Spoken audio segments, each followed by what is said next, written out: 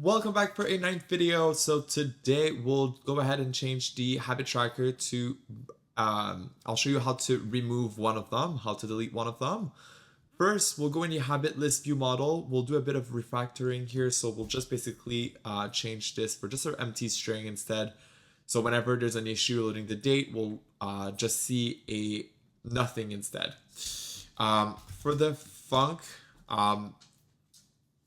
for a function, I want to create a function that's going to be able to make it more a cleaner code about the refresh habits. So we're using refresh habits, the refresh habits line 2 times now, and I will probably need to reuse it again to be able to after we delete. So I think it's better to just have that as a function where we can repeat the code, and if we need to change anything or add anything later on, we're going to be able to, and it's also cleaner and we know what that line does. So here, after we refactored that little change, those little change inside the habit list view model. So now let's move to the habit list view. For the habits view for the UI, what we want to do is first, we want to add a edit mode. So we'll create a state that's going to be a variable, that's going to be a boolean, and it's going to show if it's in edit mode. And it's going to be initialized as false. I'll just put this bool here and here. So the edit mode isn't set to false. So whenever we open this at first, it's not going to be in edit mode. And what we want to do also is we want to create the famous edit button. So we'll create a toolbar which the toolbar will contain a toolbar item, and that toolbar item will be placed in the top left, top right. So placement dot top trailing, and that button will be basically a button. And since we don't have any UI much to do, we just want to have a regular text at the top. What I'll do is that I'll show if it's in edit mode. We want to show done. And if it's not in edit mode, we want to show edit. So basically the way this is working is we're going to look at the variable edit mode. If it is true, it's going to go to done. So if we're in edit mode, we want to show done. And if it's not, it's going to be showing edit. Instead of making a if statement that has 2 buttons, I just create one button that has the text that changes. And the action is going to be is edit mode dot toggle. So whenever we click on that edit button, we want to change the mode to edit. And that's it for now for this view. We'll have something else to add a little bit later. So now what we want to do is we want to work on that button itself. So the habit button view, and I'll open the habit button view model as well. And so for the habit button view, at the top, we'll want to create a binding variable.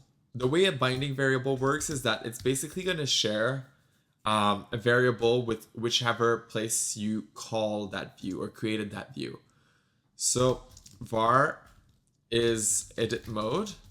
We want to be able to know if the form is going to be in edit mode or not.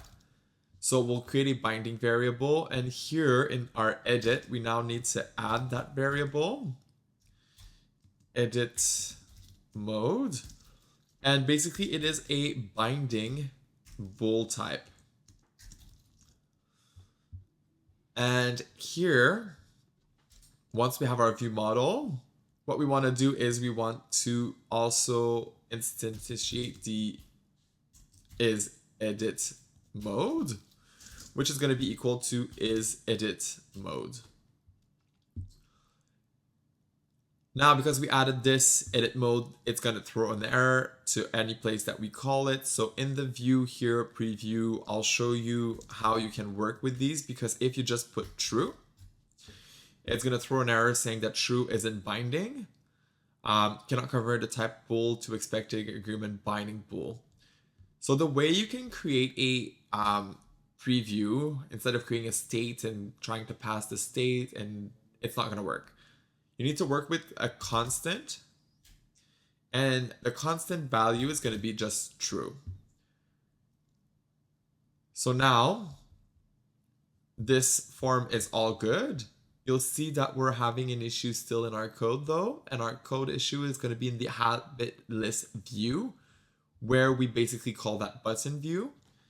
And it's basically, we just need to pass the edit mode, and we need to put the $sign. So where we were putting the $sign before, we basically need to use it, and it's the reason why. So whenever we have that $sign that we use, it's because it's going to be binding and it's going to be able to share that variable. So we're going back to the habit button view. The habit button view, we have a bit of logic already implemented here. For if it is done, it's going to have a check mark.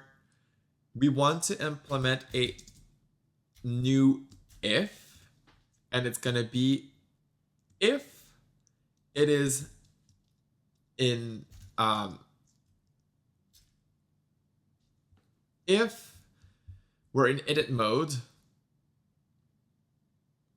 No, actually, if we are in edit mode, we want to show a new button. So we'll go ahead and find a new button for it. Basically, if you look for delete, you have a few delete options. I personally like the circle minus, which is a classic for iPhone and iOS. So basically what I'm going to do is I'm going to copy this. I'm going to go take that name. I'm going to change the checkmark circle fill. And so we have the minus here. And instead of orange, I want to use red. So now I have a red sign instead. And also, the problem is that if it is checked and it's minus, you can see that it doesn't look good at all. So what we want to do here is that if it is checked, whenever we're in edit mode, we won't look at if it's checked or not. And to do that is in our if here, if it is done, we'll add a second condition that if it is done, and if it is not in edit mode. So now if I click, you cannot see it if it's done or not. And we can see that when I change and that there was two things here. If the meditation has multiple name or a long name, it's going to be centered, and we don't want that. So the multi-line text alignment to leading that we have for our description, we want to also apply it for our title to avoid any issues for, let's say here, if we do comment X, cut this, we can see here, now it's at least all aligned properly. And I'll just put it back. So, all right, so now we have our edit mode. So if we go ahead and test the habit list view and, oh, sorry, I'll need to actually launch the app. So replace, we'll just launch the app real quick. Build succeed. So get started. Let's say we select this one. We go to edit. We can see our variable goes through, and we're able to know when we're in edit mode. But if we click on that button, it's actually not even a button for that little minus. The issue that we see here is that it doesn't do anything. So we'll go ahead and go back to our button view. And instead of having just an image, we'll want to create a button with an action and label. Same as the usual, the action and label. We go ahead and format this a little bit better. Delete the text and the action, and we'll move that little image inside of our button. And the way we want to do it now is that in our view model, we will want to create some logic for a deletion. So func delete habit. And the way we want to delete the habit is not too hard. We'll go inside of our developer preview habit. We'll remove where, and basically we want to remove all where the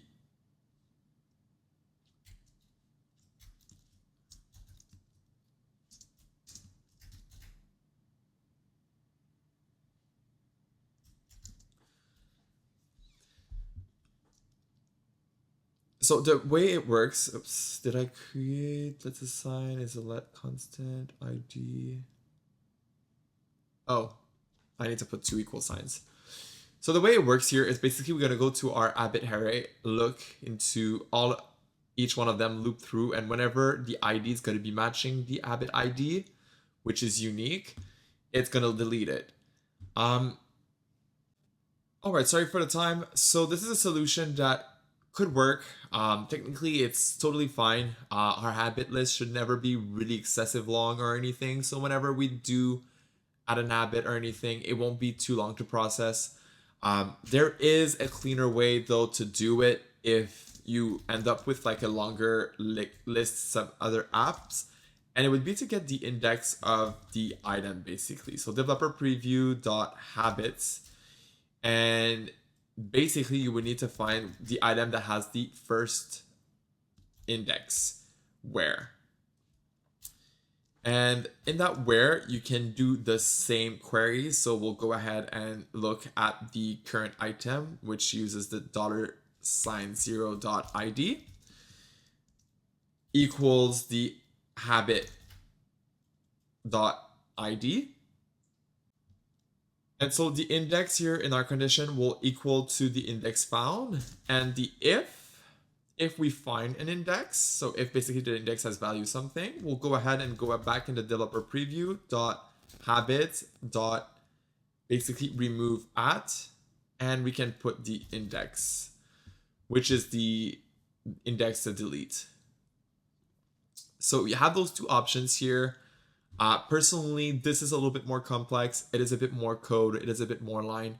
I personally find it's not really nice and clean in the code, and it's a little overkill-ish for our current app. So I'll probably just keep the remove all. However, there's 2 ways to do it. I prefer personally this one for this app, considering that most users won't have more than 10, 15 habits, and it doesn't really impact the performance of the app. But it does impact the clarity of our code, which is going to be useful for later as well. And basically we want to create some new variables that's going to be published. First it's going to be is deleted, which is equal to false because the button is not deleted by default. And we'll also have another published, and it's going to be the opacity of a button.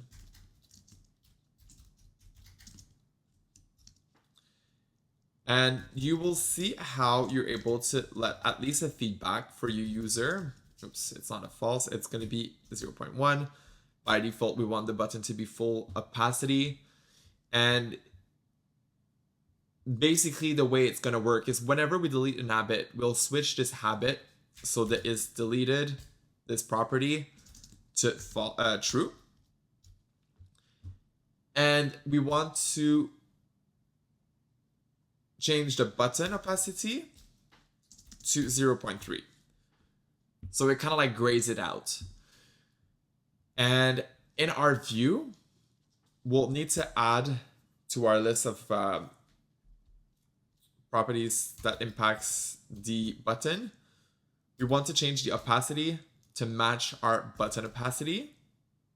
oops, I'll need to call the view model first, dot button opacity. So now whenever we click on the button, if we delete, it's going to change the opacity of the button to match. So let's say we click here.